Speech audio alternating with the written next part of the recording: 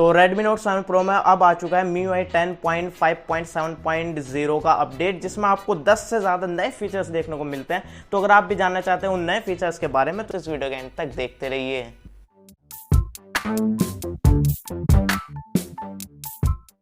तो मेरा नाम है कुलभूषण और आप देख रहे हैं के वर्ल्ड। तो सबसे पहले चेंज की बात करूं तो अगर आप सेटिंग्स में जाएंगे तो यहाँ पर आपको जो MIUI का वर्जन दिखेगा वो पहले 10 पॉइंट के बाद तक दिखाता, मतलब 10.3 दिखाता था, 10.2 दिखाता था, लेकिन अब जो है वो 3rd पॉइंट भी दिखाने लगा 10.3.7। तो अब ये पूरा आपको वर्जन दिखाता है बाहर। तो और इसमें दूसरे चेंज की बात करूं तो यहाँ पर अब आपका सिक्योरिटी पैच लेवल जो है वो आपका हो चुका है मे का, तो अब आपको मे का सिक्योरिटी पैच लेवल मिल जाएगा। और जो 3rd चेंज की बात करूं तो वो चेंज हुआ है आपकी चार्जिंग एनिमेशन में देखने के लिए मिल गया था। तो कुछ इस तरह की एनिमेशन मिलती है, लेकिन अब आप इसको फर्स्ट टाइम जब लगाएंगे आपको तभी दिखेगी एनिमेशन। तो आप देख सकते हैं कुछ इस तरह की लॉक पर दिखाएगा ये आपको। तो मैंने लॉक करा, आप देख सकते हो कुछ इस तरह की आपको एनिमेशन देखने को मिलती है। और जो नेक्स्ट चेंज की बात करूं तो वो है आपके साउंड रिकॉर्डर में। तो साउंड रिकॉर्डर की जो आपका UI है वो चेंज हो चुका है। आप देख सकते हैं कुछ इस तरह का आपका UI कर दिया गया है।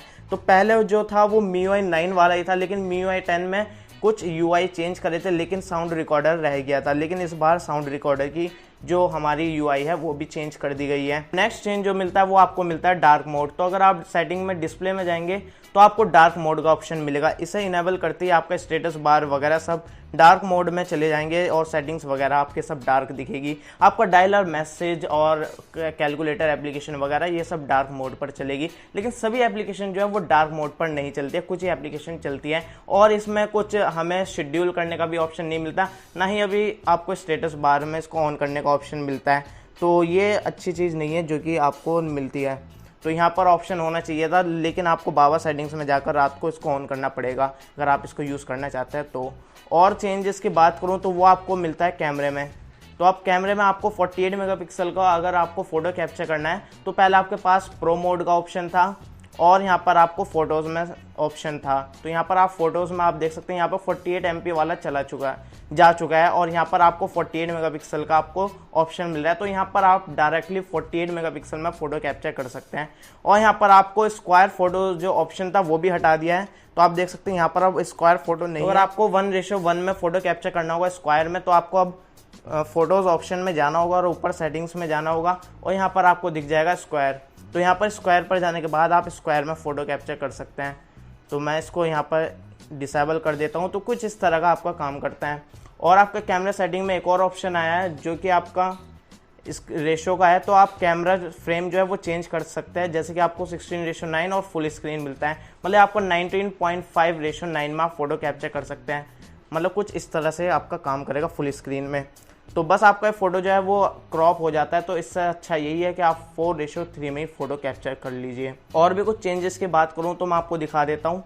तो वो आपको एडिशनल सेटिंग्स में डेवलपर्स ऑप्शन में कुछ आपको नए ऑप्शंस देखने को मिलेंगे, जैसे क्विक सेटिंग डेवलपर टाइल्स। तो आप इसको अगर ऑन करेंगे तो आपको कुछ टाइल्स जो है वो एक्स्ट्रा दिख रही है जो कि आप यहाँ पर ऐड कर सकते हैं। तो यहाँ से आप इसको ऑन कर आप ऑप्शन ऑन कर सकते हैं, जैसे कि ये हमारी टाइल ऐड हो चुकी है। तो इस तरह से आपको बहुत सारे ऑप्शन मिलते हैं।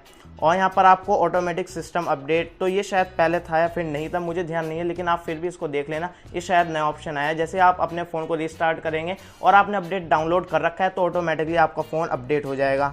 और नीचे भी शायद कुछ नए ऑप्शंस ऐड करे गए हैं, जैसे कि notify about high risk feature. तो ये शायद पहले नहीं था या फिर पहले से था, तो मुझे नहीं पता, एक बार आप देख लेना। तो अगर आपको ये नहीं पता है कि MIUI 10.3.5.0 में क्या चेंज हुए थे तो मैं यहाँ पर भी क्विकली बता देता हूँ, क्योंकि मैंने वीडियो डेडिकेटेड नहीं बनाई थी। तो यहाँ पर आपको स्क्रीन रिकॉर्डर में जो है वो अब साउंड रिकॉर्ड, उसका इनबिल्ड आपको सोर्स मिलता है साउंड रिकॉर्ड करने के लिए। तो आप देख सकते हैं सिस्टम साउंड का ऑप्शन है, माइक का और म्यूट का है। तो आप सिस्टम साउंड को भी रिकॉर्ड कर सकते हैं। और भी मैं आपको अलग फीचर्स दिखाऊं तो यहाँ पर आपको जो चेंज मिले हैं वो आपको नॉच वाला मिलता है। तो अब आपको नॉच हाइड करने का ऑप्शन मिलता है, जो कि कोई मतलब नहीं बनता है, क्योंकि यहाँ पर आपको डॉट नॉच मिलता है, फिर भी इसे हाइड करके क्या फ़ायदा होगा। और ये आइकन्स अगर इधर ऊपर दिखाता और ये डार्क दिखाता तो कुछ ज़्यादा बेटर रहता। और यहाँ पर आपका जो स्टेटस बार है वो भी छोटा हो चुका है, मतलब पहले ये आप देख सकते हैं, मैं आपको सैम्पल के लिए दिखा देता हूँ। तो आप देख सकते हो ऊपर जो आपका स्टेटस बार है कुछ इस तरह से दिखा रहा है, लेकिन पहले ये जो था वो काफ़ी बड़ा होता था स्टेटस बार, अब बिल्कुल मेरे नोट्स से जो है वो अटैच है, लेकिन मैंने डिस्प्ले साइज जो है वो कम कर रखा है। लेकिन अभी भी इसमें एक बग है अपडेट में, यहाँ आप देख सकते हो साउंड रिकॉर्डिंग ऑन है और मेरा टाइम जो है वो भी इसके ऊपर ओवरलैप हो रहा है, तो ये बबल जो है वो हमारे टाइमर के ऊपर ओवरलैप हो रहा है। तो ये पहले फिक्स आया था लेकिन फिर से ये अपडेट में प्रॉब्लम है। इसके अलावा मुझे कोई बग खास नहीं दिखा है। अगर आपको कोई बग मिलता है नीचे कमेंट करके मुझे बता देना, और ये आप डायरेक्टली डाउनलोड कर सकते हैं, आपको डाउनलोड लिंक देने की जरूरत नहीं है, क्योंकि सारे अपडेट जो आ रहा है वो सभी स्मार्टफोन को मिल रहा है। ऐसा नहीं है कि रैंडमली आपको अपडेट्स दिए जा रहा है Redmi Note 7 Pro में। फिलहाल बस इस वीडियो में यही था। वीडियो पसंद है इसे लाइक कर दो, अपने फ्रेंड्स के साथ इसको शेयर कर दो। कोई प्रॉब्लम या फिर सजेशन है तो नीचे कमेंट कर दो, और अभी तक आपने चैनल को सब्सक्राइब नहीं करा तो प्लीज चैनल को सब्सक्राइब कर लो, क्योंकि मैं इस तरह की इंटरेस्टिंग वीडियोस लाता